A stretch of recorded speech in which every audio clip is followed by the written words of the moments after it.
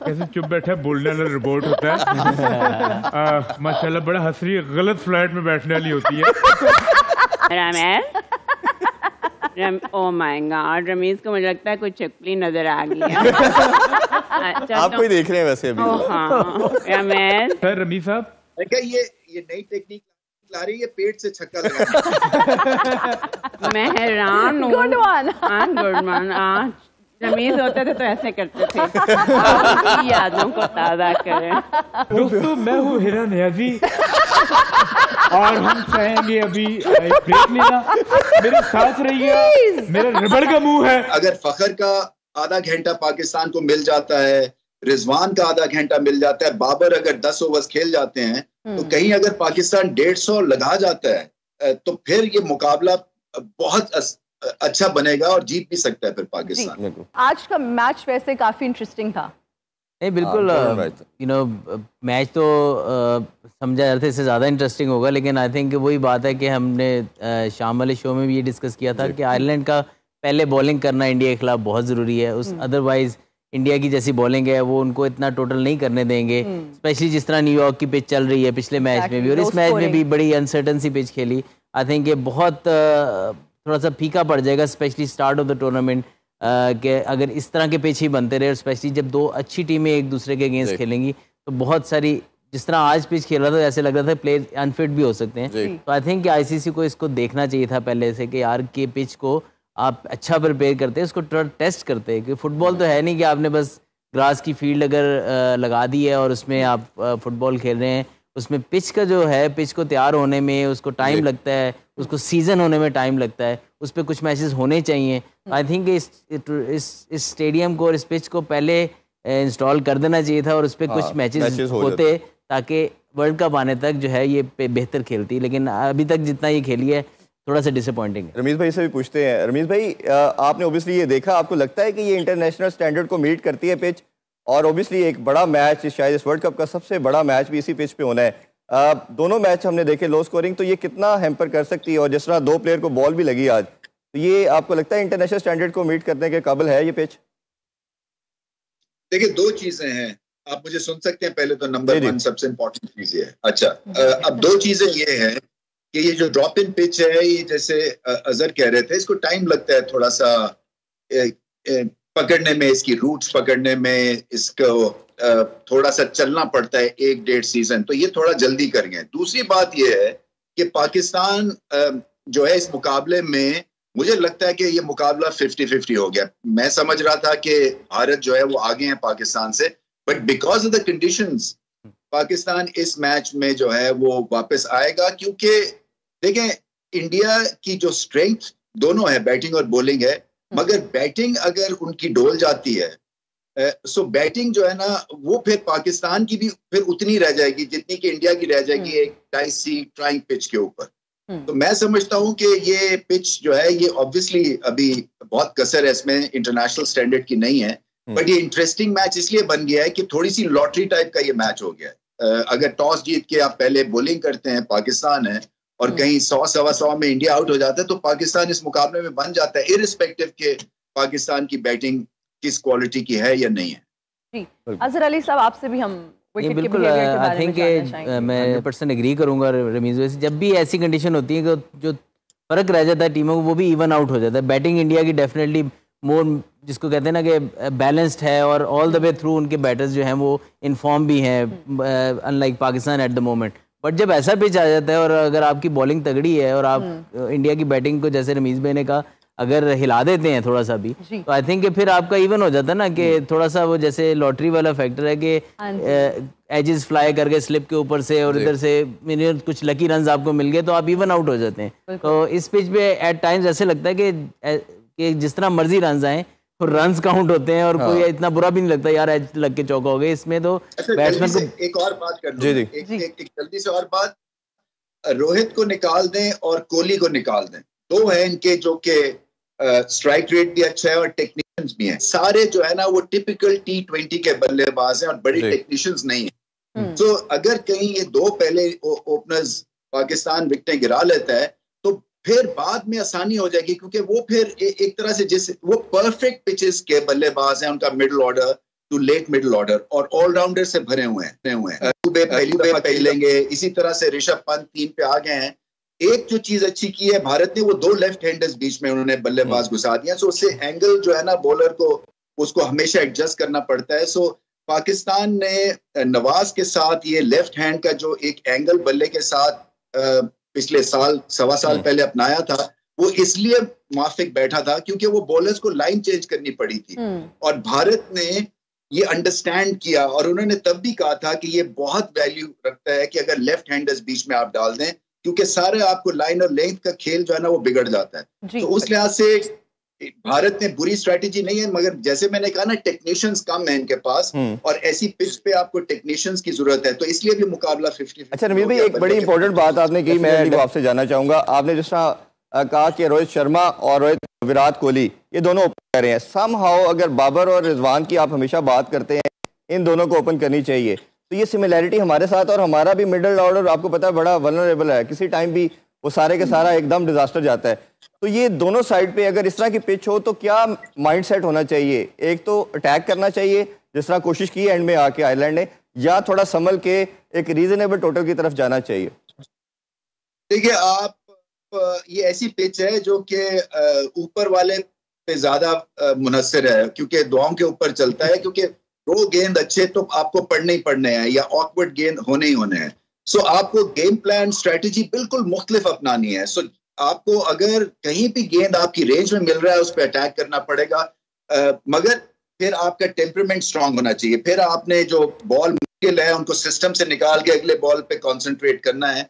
और अगर फखर का आधा घंटा पाकिस्तान को मिल जाता है, रिजवान का आधा घंटा मिल जाता है, बाबर अगर 10 ओवर्स खेल जाते हैं, तो कहीं अगर पाकिस्तान 150 लगा जाता है तो फिर ये मुकाबला बहुत अच्छा बनेगा और जीत भी सकता है फिर पाकिस्तान। अच्छा इजहार, आयरलैंड की अगर बात करें तो उन्होंने 6 रन बनाए और इंडिया ने ये बासानी टारगेट हासिल कर लिया 12.2 ओवर्स में। इसमें बड़ा राइटली पॉइंट आउट किया, डिस्कशन हुई है कि पिच बहुत ही लॉटरी किस्म की थी। इसमें कुछ बॉलें बहुत ज़्यादा बाउंस करी थी, कुछ बॉलें स्कड करी थी, तो इस तरह की पिच पे आपकी टेक्निक बहुत आइडियल परफेक्ट होनी चाहिए।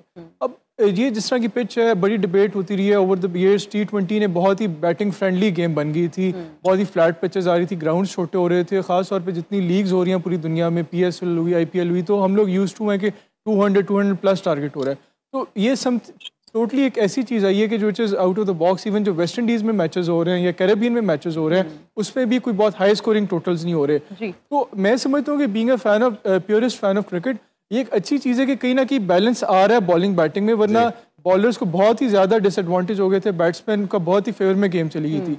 इस तरह की पिच पे मेरे ख्याल में तो कहीं ना कहीं जो टीम्स ग्राउंड में उतरे हैं उन्हें अपनी स्ट्रैटेजी को रीअसेस करना है, गेम अवेयरनेस होनी चाहिए। इस तरह ग्राउंड में जाके नहीं उतरना कि हमने 200 प्लस करना है, बल्कि उन्होंने ग्राउंड में उतर के कंडीशंस को सेस करके उस हिसाब से अपनी स्ट्रैटेजी को दोबारा को उस हिसाब से स्ट्रैटेजी बनानी है।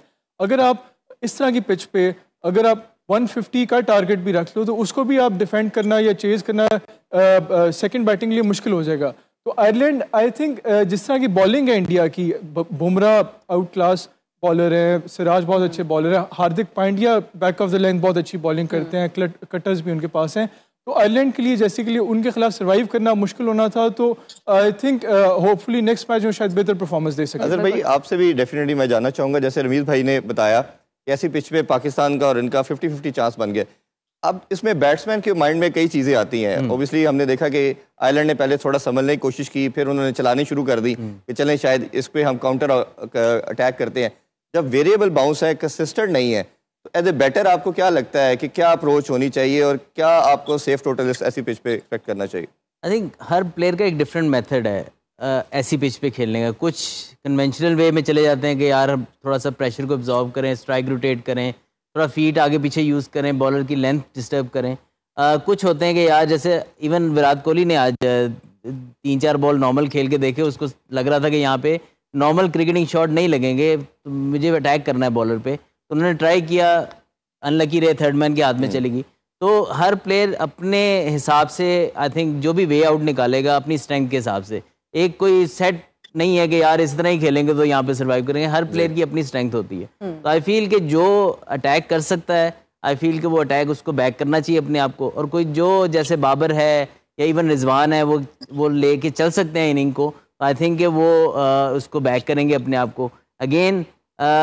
अगर आप वो भी करना चाहें तो एट टाइम्स ऐसा फील होता है कि जब तक बॉलर खुद ट्राई ना करे तो इस पिच पे अगर लेंथ सही रखे तो आसान नहीं है बैटर्स के लिए कन्वेंशनल शॉट मारना भी, या कहेगी यार मैं सिंगल भी ले, अब सिंगल लेते भी ऐसा लगता है स्लिप लग जाएगी, इतना सीम सम टाइम हो जाता है। तो एट टाइम्स ना T20 बड़ा ब्रूटल सा फॉर्मेट है जहां स्पेशली इस तरह की पिचेस आ जाए तो। बिल्कुल।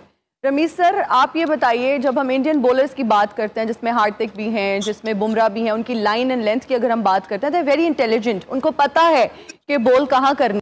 पाकिस्तान और जब इंडिया का मैच होगा आप क्या समझते हैं कि हमारे बॉलर्स की क्या स्ट्रेटजी होनी चाहिए? देखिए लेंथ बॉल करना है ना, गुड लेंथ पे ज्यादा गेंद गिराने हैं, होश के साथ बॉलिंग करनी है। इमोशंस और स्ट्रैटेजी जो है ना ये इम्पोर्टेंट होते हैं, इसलिए कि पाकिस्तान भारत का मैच हो और इमोशंस एट प्ले ना हो, ये भी बड़ी अजीब बात है। सो मगर उसका एक पॉजिटिव तरीके से जो एनर्जी है और पैशन है और इमोशंस है ना उसका इस्तेमाल करना है। कई दफा मैं देखता हूं कि हम बहुत ज्यादा आउट हो जाते हैं एज अ बॉलिंग अटैक, एक बॉल में 10 वेरिएशंस 10 तरह से आउट करने की कोशिश करते हैं कई दफा, और बहुत दफा क्रिकेट में आपकी बेसिक्स जो है ना वो आप डेवलप करते हैं और उससे फिर आपको रिजल्ट अच्छे मिलते हैं। सो इवन दो ये 2020 की गेम है, मगर कहीं ना कहीं आपको पॉज लेके at the top of the bowling run up आपको वहां पे क्लैरिटी ऑफ माइंड चाहिए कि मैंने करना क्या है। ये रोहित शर्मा आए हैं,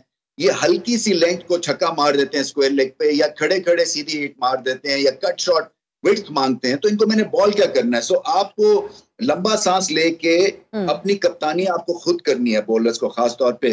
सो वही तो भाई बॉलिंग नहीं करनी है, एक जगह पे बॉल करने।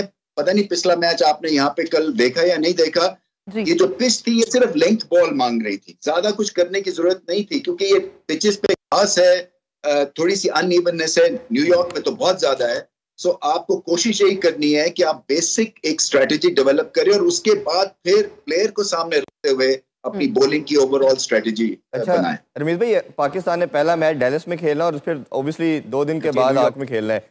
बॉलिंग हमारा एक बड़ा वीकर पार्ट बन चुका है, जिस तरह लास्ट हम 7-8 मंथ से देख रहे हैं। क्या आइडियल कॉम्बिनेशन होना चाहिए? 4-1 से जाना चाहिए, 4 पेसर 1 स्पिनर के साथ, क्योंकि हमें देख रहे शादाब कंसिस्टेंट परफॉर्म नहीं कर रहा, या गिवन सर्कमस्टांसेस आपको लगता है कि शायद यही कॉम्बिनेशन रखेंगे जो इंग्लैंड के खिलाफ था 3-2 का, ज्यादा बेनिफिशियल कौन सा हो सकता है? देखिए डिपेंड करेगा, मुझे नहीं पता इमाद वसीम कितने फिट हैं, मेरे ख्याल से उनका साइड स्ट्रेन है, वो शायद नहीं खेलेंगे ये वाला मैच। तो आपके पास फिर शादाब बच जाते हैं और बाकी एक आधे इफ्तिखार को आपको इस्तेमाल करना पड़ेगा। मैं समझता हूँ कि ये पेस फ्रेंडली पिच है यहाँ पे डेलस में। सो कोशिश यही करनी है कि आप फास्ट बॉलर्स के साथ जाएं, लेफ्ट आर्म का कॉम्बिनेशन, लेफ्ट और राइट आर्म का कॉम्बिनेशन है, और अपनी पेस का इस्तेमाल करनी चाहिए पाकिस्तान के, क्योंकि ये जो जैसी मिनोज हैं, हालांकि वो डेंजरस तो हैं, बट वो इतनी एक्स्ट्रा पेस को नहीं खेले हुए हैं। सो पाकिस्तान के पास एक्स्ट्रा पेस का एडवांटेज है जी। फिर मैं ये कह रहा हूँ कि मुझे यहाँ पे क्योंकि कंडीशंस अच्छी हैं, आज भी बारिश हुई है वैसे, अगर तो नॉर्मल एक अच्छा सनी डे होता है तो लंबे रन्स यहाँ पे हो सकते हैं, अच्छी पिच है उस लिहाज से। सो पाकिस्तान की आइडियल अपॉर्चुनिटी है लंबे रन्स करें और फिर बॉलिंग पे तवज्जो दे। वो जो हार्ड लेंथ है ना, जो न्यूयॉर्क में जिसका इस्तेमाल इन्होंने करना है, वो यहाँ पे एक्सपेरिमेंट करके देखें। अजहर अली साहब, बुमराह की अगर बात करते हैं, जबरदस्त शानदार उन्होंने बॉलिंग की, मैन ऑफ द मैच भी रहे, मोस्ट एक्सपीरियंस बॉलर है इंडिया के। आपकी प्रेडिक्शन भी बाय द वे यहाँ पर मेंशन करना चाहूंगी कि सच साबित हो गई। आप कल ही कह रहे थे कि मैन ऑफ द मैच बनेंगे। ये कोई तोता है फाड़ निकालने वाला, क्या कोई चिड़िया पास है? कैसे मतलब ऑलमोस्ट 99.9% प्रेडिक्शंस थोड़ा सा 90s के पास है, लेकिन तुक्के लग रहे हैं अभी, तुक्के लग रहे हैं तो इट्स फाइन। समटाइम आपकी प्रेडिक्शन कई दिन सही नहीं होती, तो लकी बस जो जेन में आ रहा है नाम बोली जा रहा हूँ। बट आई थिंक जिस तरीके से वो पिछले 4-5 साल से इंजरी ना होती तो मतलब लीडिंग विकेट टेकर जा रहे थे ऑलमोस्ट तमाम फॉर्मेट्स में।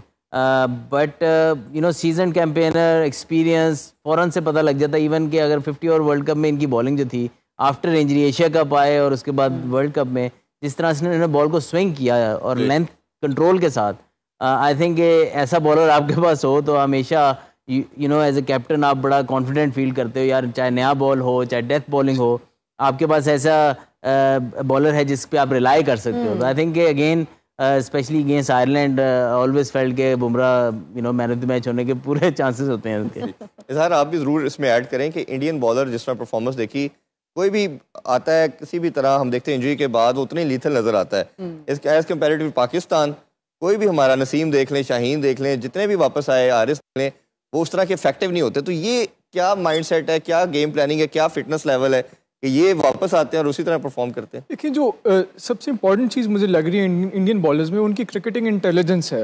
हर फॉर्मेट में, हर ग्राउंड में, हर सिचुएशन में, कंडीशंस के मुताबिक वो अपनी स्ट्रैटेजी को ऑल्टर करते हैं। इस तरह आज का ग्राउंड था, इस तरह की पिच थी कि जहाँ पे आपको ज़्यादा कुछ करने की ज़रूरत नहीं थी। आपने जो पिच की नेचुरल वेरिएशंस है उससे फ़ायदा उठाना था और राइट एरियाज़ में पिच करना था। और साथ ही साथ इनके पास स्किल्स भी है हर तरह की, slow back of the length slow ball करा लेते हैं, बुमराह है स्विंग करा लेते हैं, हर दोनों साइडों पे स्विंग कर लेते हैं, और पेस करना पड़े तो शॉर्ट पिच कर, तो इनके पास एक तो हर तरह की स्किल बढ़ गए। और साथ ही साथ जो कंडीशंस होते हैं फॉर्मेट टेस्ट मैच के लिए डिफरेंट जो रिक्वायरमेंट है उस हिसाब से अपनी स्ट्रैटेजी को ऑल्टर करते हैं। ओडीआई के लिए जो डिफरेंट रिक्वायरमेंट है, पावर प्ले में डिफरेंट तरह की बॉलिंग रिक्वायरमेंट होती है, back of the death overs में डिफरेंट रिक्वायरमेंट होती है। तो उस हिसाब से इनमें ये इंटेलिजेंस है कि गेम अवेयरनेस है कि हमने किस ग्राउंड में, किस फॉर्मेट में, किस कंडीशन में किस तरह की बॉलिंग करानी है। तो आज भी उन्होंने कंडीशंस को फुली एक्सप्लॉइट किया और यही कहीं ना कहीं जो इनकी मैनेजमेंट है, जो उनको बैकरूम स्टाफ है, इस चीज में उन्हें सही तरह असिस्ट करने में कामयाब हो रहा है। बिल्कुल बिल्कुल। रमीज भाई से भी शामिल करते हैं। के ऊपर मैं अगर ऐड कर सकूं कि जो इंडियन प्लेयर्स आ रहे हैं या कोई भी दुनिया के प्लेयर जब वापस आते हैं तो वो अपने ऑलमोस्ट पीक पे वापस आते हैं, जैसे वो छोड़ के गए होते हैं। वो है कि एक साइंटिफिकली उनको रिहैब कराया जाता है, उनकी इंजरीज को प्रॉपर्ली देखा जाता है। हमने कभी इस तरफ सोचा ही नहीं है कि हम पाकिस्तान में ऐसी फैसिलिटी अपने जो क्रिकेट एक हमारी बेस्ट स्पोर्ट्स है जिसमें हम सबसे ज़्यादा अर्न भी करते हैं, उसमें अगर हमारे पास बेस्ट फैसिलिटी नहीं है अपने प्लेयर को एक तो इंजरी से पहले बचाने के लिए, और अगर इंजरी हो जाती है तो उनको दोबारा फील्ड में लेके जाने के लिए, रिहैब करने के लिए, या उनकी जो भी सर्जरी वगैरह जो भी उनकी अल्लाह ना करे अगर उसकी ज़रूरत हो, लेकिन हमने किसी भी टाइम पे इस पे इन्वेस्ट नहीं किया। हमने इसको ऐसा फैक्टर छोड़ा हुआ है कि यार ये इंजरी हुई, ये इंजरी हुई क्यों है। इंजरी हर स्पोर्ट्स पर्सन को हो सकती है, लेकिन आपने हम तमाम क्रिकेट बोर्ड्स आए, मेरा नहीं ख्याल है कि किसी ने भी प्रॉपर तरीके से अब ये कभी सोचा है कि यार हमारा जो नेशनल क्रिकेट एकेडमी है, क्या हमने उधर इतनी बड़ी फैसिलिटी बनाई है जहाँ पे एटलीस्ट हमारे इंटरनेशनल प्लेयर तो प्रॉपरली ठीक हो गए हैं।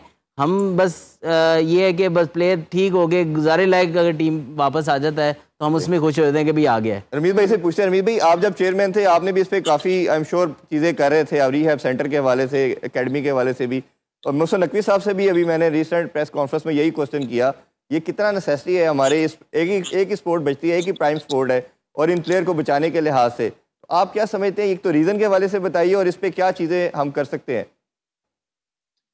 देखिए, कोई क्रिकेट का चेयरमैन लंबे अरसे थोड़ा सा रहेगा तो फिर उसकी स्ट्रेटेजाइज कर सकता है ना। ये तो नहीं हो सकता कि वो 2 महीने के लिए आए या 4 महीने के लिए आए। सो यहाँ मेरी मीटिंग है अपना की बंदों से, जो डॉक्टर्स का बहुत बड़ा यहाँ पे ग्रुप है, यूएस में भी है, इंग्लैंड में भी उनकी अपनी कम्युनिटी है, और मैंने बात की थी, वो कह रहे हैं जी आप हुक्म करें, रिहैब सेंटर हम खोल के देंगे आपको। सो ये और इसका मकसद यही है कि ना सिर्फ क्रिकेट के लिए बल्कि हर स्पोर्ट्समैन के लिए, हर उस इंसान के लिए जो कि जिसको कोई फिजिकल डिसेबिलिटी है या छेटिका का पेन है फॉर एग्जांपल, या बैक उड़ गई है, सो उसके लिए भी बड़ा जरूरी है कि हम एक प्राइड फील करें, एक ऐसा शोबा शुरू करें जहां पे सबका फायदा हो सके। सो ये इतना महंगा नहीं है ये प्रोजेक्ट है, सिर्फ इसके लिए एक पैशन और एक जिसको कहते हैं ना जुस्तजू होनी चाहिए और अपनी इज्जत खुद करवानी है। ये नहीं है कि शाहीन शाह अफरीदी को हमें ऑस्ट्रेलिया या इंग्लैंड भिजवाना पड़ गया था नी रिहैब के लिए। ये पाकिस्तान में फैसिलिटीज होनी चाहिए थी और बहुत करीब था मैं ये करने के लिए। उसके तो मैं ये समझता हूँ कि ऐसी चीजें जब तक नहीं होंगी आपकी गेम जो है ना वो आगे प्रोग्रेस नहीं हो सकती है। बिल्कुल राइटली सेड सर, आप बिल्कुल सही कह रहे हैं कि जब तक ये चीज़ें पाकिस्तान में नहीं होंगी और हमारे पास ये फैसिलिटीज़ नहीं होंगी, पाकिस्तान की उस तरह से कैसे आगे बढ़ेगी और हम कैसे जाके इंटरनेशनली रिप्रेजेंट करेंगे, और फिर हम बाद में अपने प्लेयर्स को ही ब्लेम कर रहे होते हैं कि जी फिजिकली फिट नहीं है। अजहर साहब, जब हम रोहित शर्मा की इनिंग्स की बात करते हैं, started off really well, 52 run उन्होंने बनाए और फिर रिटायर्ड हर्ट हो गए, जिस तरह से हम बात भी कर रहे थे कि पिच जो है वो उस पर वेरिएबल बाउंस है। नहीं, बहुत क्रेजियस इनिंग्स थी आई बिलीव, और आई थिंक यहाँ पे एक्सपीरियंस काम आता है। उन्होंने बैलेंस रखा बिटवीन वो जो कहते हैं थोड़ा सा एब्जॉर्ब भी किया प्रेशर और फिर अटैक भी किया, और लेंथ देखिए जो भी बॉल फुल था उस पर वो फुल अटैक कर रहे थे। तो आई फील कि जिस तरह की उन्होंने अपना 50 ओवर में भी रोल रखा था कि वो अटैक कर रहे थे, आते ही वो 40-50 तेज़ रन बना के वो आउट होके चले भी जाते थे, एक जो है ना किक स्टार्ट दे देते थे अपनी इनिंग को। आई थिंक इस वर्ल्ड T20 में भी उनका यही अपना रोल रखेंगे वो, लेकिन अगेन उनके पास टाइम बहुत ज़्यादा होता है। जब भी वो शॉट्स खेलते हैं ऐसे लग रहा था उनके पास एक्स्ट्रा टाइम है, और बड़े इत्मीनान के साथ कई दफ़ा पुल शॉट मारते हैं, हालांकि 145-150 के ऊपर बॉल हो रहा होता है। तो इस तरह की पिच पे अगर आपके पास टाइम है ज़्यादा तो आपको एक एक्स्ट्रा एडवांटेज होता है कि आप बेहतर डिसीजंस कर सकते हैं, शॉट सिलेक्शंस बेहतर कर सकते हैं। जी इजहार भाई, आपसे भी अगर डिस्कस करें तो परफॉर्मेंस हमें लगता था जैसे स्कॉटलैंड ने बड़ा अच्छा परफॉर्म कल किया था। पहले बैटिंग करने वाला मसला हमें नज़र आ रहा है ऐसी पिचेस पे ख़ास तौर पे कि आप बड़ा टोटल नहीं लगा पाते। तो ये जो माइंडसेट है अब उसमें अब टॉस ऑब्वियसली आपके कंट्रोल में नहीं है, बट ये परफॉर्मेंस आपको क्या लगता है कि जो आगे बकिया मैचेस आयरलैंड के लिए उनको अफेक्ट करेगी? डेफिनेटली ये जिस तरह की परफॉर्मेंस है हम एक्सपेक्ट कर रहे थे कि आयरलैंड का run in to the tournament काफ़ी इनकरेजिंग था। उन्होंने पाकिस्तान के खिलाफ एक अच्छी सीरीज़ खेली, फिर बाद में जो उनकी ट्राई सीरीज़ हुई थी स्कॉटलैंड और नीदरलैंड के साथ उसमें उन्होंने भी टॉप किया था, वो भी वो जीते थे। तो इस हवाले से हम एक्सपेक्ट कर रहे थे कि आयरलैंड ज़्यादा मुश्किल टफ टाइम देगा इंडिया को, लेकिन आप जिस तरह की इंडिया की बॉलिंग लाइनअप है वो किसी भी एफिलिएट साइड के लिए उसको फेस करना इस तरह के कंडीशन में बहुत बड़ा चैलेंज था। तो जहाँ रोहित शर्मा की बात हो रही थी उसमें मैं थोड़ा सा ऐड करना चाहूँगा कि जो इंडियन क्रिकेट फैंस हैं उनमें जो रोहित शर्मा का मुकाम है वो शायद विराट कोहली से भी ज़्यादा, और उसी वजह से क्योंकि वो कहते हैं कि रोहित शर्मा हमेशा टीम के लिए खेलते हैं जबकि विराट कोहली बाज़ औक़ात माइलस्टोन से ऑब्सेस्ड होते हैं। तो और रोहित शर्मा की जो गेम होती है एज ए टेलिस्मैन जो वो एक टोन सेट करते हैं इंडिया के लिए, उससे इंडिया की टीम को बड़ा फ़ायदा होता है। तो आज भी हमने देखा कि उन्होंने एक अटैकिंग क्रिकेट खेली, लेकिन कोहली को भी बाज़ औक़ात जो क्रेडिट देना चाहिए कि वो अभी भी इस स्टेज अपनी कैरियर में अभी भी वो अपने आप को इवॉल्व करें, और उन पे जो क्रिटिसिज्म फेस किया जा रहा है कि शायद उनका जो अप्रोच T20 के रिक्वायरमेंट से कंजर्वेटिव होता है, लेकिन उन्होंने रिसेंटली IPL में भी अपनी गेम को अटैकिंग इम्प्रूव करने की कोशिश की है, अटैकिंग की तरफ ज़्यादा अटैकिंग क्रिकेट खेलने की कोशिश करें। आज भी हमने देखा कि खेलने की कोशिश करें। तो इंडिया की जिस तरह की टीम है उस हवाले से आयरलैंड से हम एक्सपेक्ट तो कर सकते थे, लेकिन बाज़ का जो क्लास है इट ऑलवेज शोज। रमीज भाई से भी मेरा ख्याल है ये जानना चाहिए रमीज भाई, अगर हम देखें इंडिया ने 2013 के बाद कोई इंटरनेशनल इवेंट नहीं जीता, it has been almost more than 11 years, but उनकी जो सक्सेस नज़र आ रही है हमेशा रैंकिंग में वो टॉप 3 में रहते हैं, चाहे ओडीआई की बात करें, टेस्ट की, T20 की। बॉलिंग ने बहुत एक सिग्निफिकेंट रोल प्ले किया है।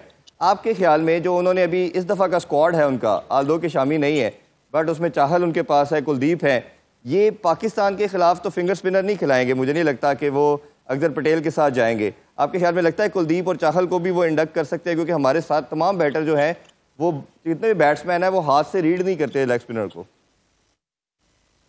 देखिए इन्होंने जो स्क्वाड बनाया है ना, ये 2 कॉन्टिनेंट्स का बनाया है, एक कैरिबियन के लिए स्क्वाड है ये और एक यूएस के लिए। तो यहाँ पे पेस के थ्रू हमला करेंगे। कैरिबियन में आपको चाहल भी दिखेंगे, कुलदीप भी दिखेंगे। वो जैसे हम पहले बात कर रहे थे कि इनका जो सेमीफाइनल है रिस्पेक्टिव चाहे ये नंबर 4 पे हो या नंबर 1 पे हो, वो गयाना में ही है। सो गयाना के टर्नर है वहां पे, सो पूरी तरह से तैयारी करके आए। फिर न्यूयॉर्क में पाकिस्तान से पहले इस मैच के थ्रू ये एक्लेमेटाइज हो गए। तो पाकिस्तान यहाँ पे हैं, फिर लंबी फ्लाइट पकड़ के न्यूयॉर्क पहुंचेंगे और अगले दिन इनकी पेशी है। सो इस लिहाज से बेटर इक्विप्ड हैं from planning point of view, from venue point of view, कि उन्होंने स्क्वाड अपना बेहतरीन पिक किया है। और मुझे अभी तक अच्छी तरह से याद है जब हम ऑस्ट्रेलिया के टूर पे जाते थे तो जब आइटिनरी आती थी तो जो इमरान खान जो हमारे कप्तान थे वो मुझे और मुदस्सर नजर को वो आइटिनरी दिखाते थे और कहते थे कि आप देखें कि हमें ट्रेवल पॉइंट ऑफ व्यू से और from cricket point of view से क्या चीज सूट कर रही है, और फिर हम वही गेम्स मांगेंगे और ट्रेवल प्लान उनको बताएंगे ऑस्ट्रेलिया को जो हमें सूट करता है। तो वर्ल्ड कप से पहले भी आई थिंक आप जो भी आपके जो ट्रेवल प्लान है, आइटिनरी, ये जो प्लेयर्स जो हैं या जो सीनियर प्लेयर्स हैं जिनको समझ है थोड़ी बहुत, वो उनके थ्रू रन करनी चाहिए थी। और पाकिस्तान ने एक बड़ा मैसिव पॉइंट मिस किया है क्योंकि उस तरह से हम एक्लेमेटाइज नहीं हुए हैं, ना उस तरह से हमने स्क्वाड पिक की है जिस तरह की कंडीशंस डिमांड करती हैं। रणवीर भाई एक और बड़ी चीज है, आए हाय ओए होए What यही even? कि मेरे बगैर जो यहाँ पे क्रिकेट पे गुफ्तगू हो रही है। अस्सलामुअलैकुम रमीज भाई। हेलो वालेकुम। सात समंदर पार में अपना सलाम आपको भेज रहा हूँ। और शरारती आपका सर बच्चों, hello hi. Sir I am sure आप भी बहुत मिस कर रहे हैं रमीज सर को। मैं बहुत ज्यादा मिस कर रहा हूँ इनकी डांट, इनकी नोक-झोंक। एक दफे तो उन्होंने मेरे पे जो है वो छुरी फेंक दी थी, मैं बच गया था। देखिए आप ऐसा इल्जाम नहीं लगा कि आप सकते। छुरी वाला मामला नहीं, अब कैनन वाला है। उससे ही कुछ हो तो अच्छा। बहरहाल बहुत Doesn't शुक्रिया। like you, but ऐसा वो कुछ नहीं कर सकते, एक- इतना हमें एक- पता है। मैं तारीफ करना भूल गया। जी। आप सबका पराया 24 घंटे का बदतमीज, मैं हूँ चाहत फ्रॉम यूके। जी बहुत बहुत मुबारक हो, वर्ल्ड कप का शो जो है आप लोग कर रहे हैं माशाल्लाह। Thank you. कैसे चुप बैठा बोलने वाला रिपोर्ट होता है। माशाल्लाह बड़ा हंसी, गलत फ्लाइट में बैठने वाली होती है। बात यह है कि अगर वर्ल्ड कप चले और मैं ना हूँ, ऐसा हो नहीं सकता। आपको पता है एक बात, बल्कि आप छोड़े, आप रहने दें। अगर आपको पता है कि जैसे मैंने सुर्ख की जो है वो इजादात की हैं, इसी तरह मैं क्रिकेट में एक नई जहद लाना चाह रहा हूँ। तो कुछ जो शॉट्स होंगे आपके वो डिफरेंट होंगे। लाइक इसमें छक्के पे छक्का भी लगेगा जी। और बैट बॉल भी यूज नहीं होगा। कैसे? यानी कि ये देखिए सोच रहे हैं, गौर फिक्र वाली भाई बात ये की है मैंने। प्रोफेशनल क्रिकेटर रहे हैं और आकिब भाई के कैप्टन रहे हैं ये शेखुपुरा में। जी, पेट से आकिब भाई छक्का तो मार बच दिया। गए थे, बाल बचे थे मुझसे। रमीज सर कुछ कह रहे हैं। सर रमीज साहब, मैं कहा ये नई टेक्निक ला रही है, पेट से छक्का लगा। Exactly. अमेरिका में बैठ के देखिए रमीज भाई, ये बिल्कुल, अब मैं चूंकि स्टार हूँ, लोग मुझसे मोहब्बत करते हैं। अच्छा, क्रिकेट जो इन्वेंट की है मैंने, हाँ। बैट्समैन जो है वो बैट से नहीं बल्कि बॉल हाथ से पकड़ के यूं क्रीज से बाहर फेंकेगा। अच्छा। क्रीज से बाहर फेंकेगा। क्रीज से मतलब वो बाउंड्री जो होती है अच्छा। उससे बाहर फेंकेगा। और बॉलर जो है वो कराएगा कद्दू से बॉल। अगर वो रस्ते में किससे बॉल कद्दू कराएगा? फट गया, अच्छा कद्दू फट गया, अच्छा। तो जो है बैटर आउट हो जाएगा। हाँ। तो इस किस्म की मैंने चीज की, लोग बड़ा प्यार करते हैं। Please, देखें आप इतने लेम कैसे हैं? मुझे बताएं, इसके जे- कोई एफर्ट करते हैं या एफर्टलेसली इतने लेम मुझे हैं? लगता है एफर्टलेसली होता है ये। ये जो है ना, मैं शेमलेस भी हूँ जी। इनको कोच फिर कोई सब्जी वाला लाना पड़ेगा। सब्जी की बात से जी। क्या बात है, लव यू, आप बिल्कुल समझ रहे हैं बात को। रमेश भाई, मैं 1 किलो आलू ले गया हिरा अच्छा। बाजार में। अब कोई मुझे जो है वो खराब बैंगन मारे, ओए सड़े हुए ओए। टमाटर मारे, आलू मारे, क्यों? टिंडे मारे, और मैं शापर में जमा करा प्यार।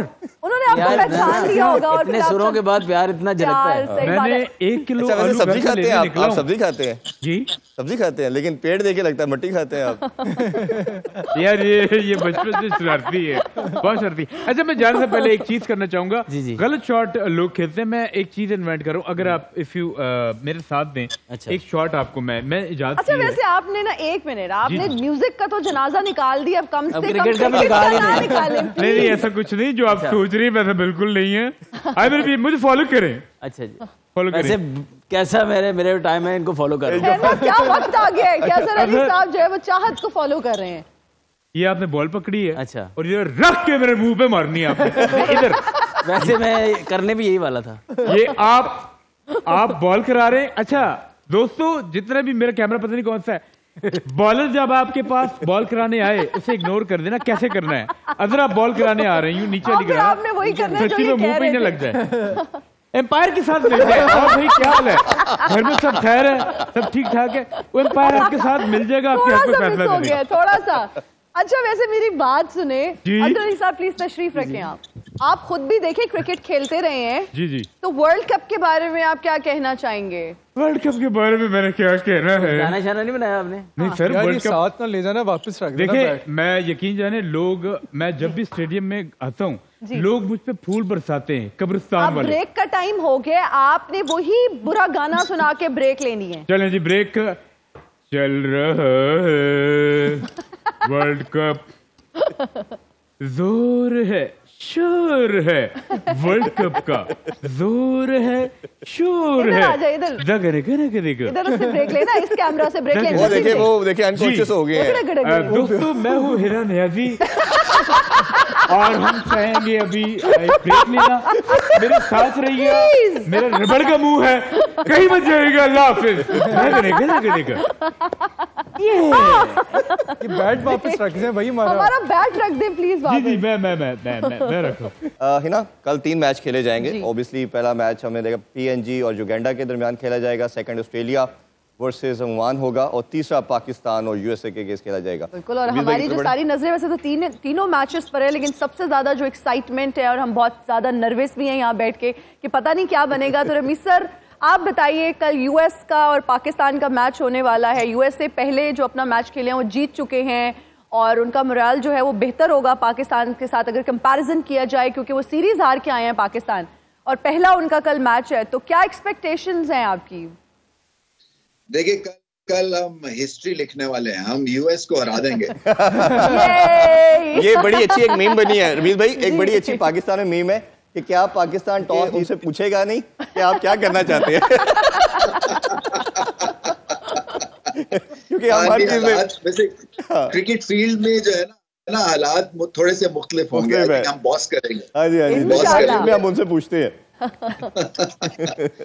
नहीं देखिए, कोई भी मैच इजी नहीं लेना। असल में जो सबसे डेंजरस टीम्स है ना, ये मिनोज ही हैं, आपके जो एफिलिएट मेंबर्स हैं या जो अभी ज्यादा एक्सपोजर नहीं, क्योंकि वो नथिंग टू लूज वाली बात होती है ना, तो वो बिल्कुल पड़ जाते हैं फिर। और फिर आपकी एनालिसिस भी ज्यादा नहीं होते ऐसी टीम्स के खिलाफ के कौन प्लेयर कहाँ पे उसकी स्ट्रेंथ और वीकनेसेस हैं।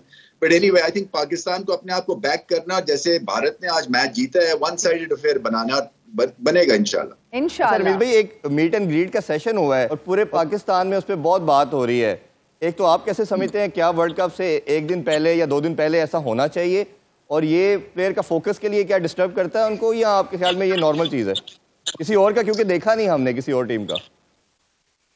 देखिए, ये अजहर अली आपको बेहतर बता सकेंगे, क्योंकि ये रिसेंटली इस एनवायरनमेंट से होके आए हुए हैं। क्योंकि ये हमारे जमाने में तो क्या मतलब है, कोई पॉसिबिलिटी नहीं थी इस चीज की, इसलिए कि आप आए हैं, आप एक कैंपेन है, एक मिशन है जी। और वो मिशन क्या है? वर्ल्ड कप जीतना है आपने। सो उसमें डिस्ट्रैक्शंस ये नहीं है कि आप बोर हो गए हैं या आपने अपने ऊपर जो है वो टिकट लगा दी है और फिर आप जो है वो रोडियो शो देखने चले गए हुए हैं। मतलब है 92 वर्ल्ड कप में कोई चांस ही नहीं था कि इस तरह की कोई चीज करते। जो भी गैप डेज आते थे वो सिर्फ प्रैक्टिस हो रही होती थी, चाहे वो ऑप्शनल हो चाहे वो पक्की हो, मगर प्रैक्टिस थी। क्रिकेट के इर्द गिर्द जो है ना एनवायरनमेंट क्रिएट और एक बबल क्रिएट होता है, और ग्रेटनेस अचीव करने के लिए आपको उस बबल में रहना पड़ता है। सो मेरी तो ये समझ से बाहर है। अगर मैं इस पोजीशन में होता कि अगर मुझ पे ये आता कि जी इस तरह से प्लेस करने चाहते हैं, तो कभी इजाजत ना देता। वालेकुम अस्सलाम शेरी रहमान साहिबा। वालेकुम अस्सलाम। वालेकुम। रमीज, आपको किसने कह दिया कि एक सेट पे एक वक्त में एक बंदा ही ऐनक लगा सकता है? प्लीज ग्लासेस दोबारा पहनिए। 3 ने लगाई हुई है, वैसे एक और ने भी लगाई हुई है। ओह बाजवा साहब, कैसा?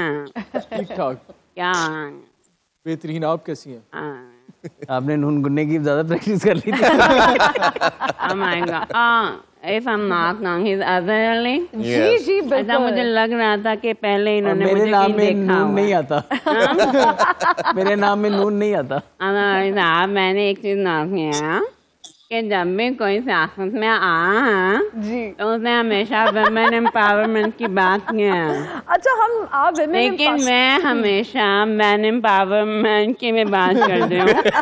देखिए मेरी बात सुने जी अगर हिना एक लड़की होगी, खुले आम पैंट शर्ट पहन के घूम सकती है, जी तो इरफान फ्रॉक पहन के क्यों नहीं घूम सकता? वेरी वैलिड, बहुत सही वैलिड पॉइंट। नेक्स्ट टाइम लेके आना ट्राई करेंगे।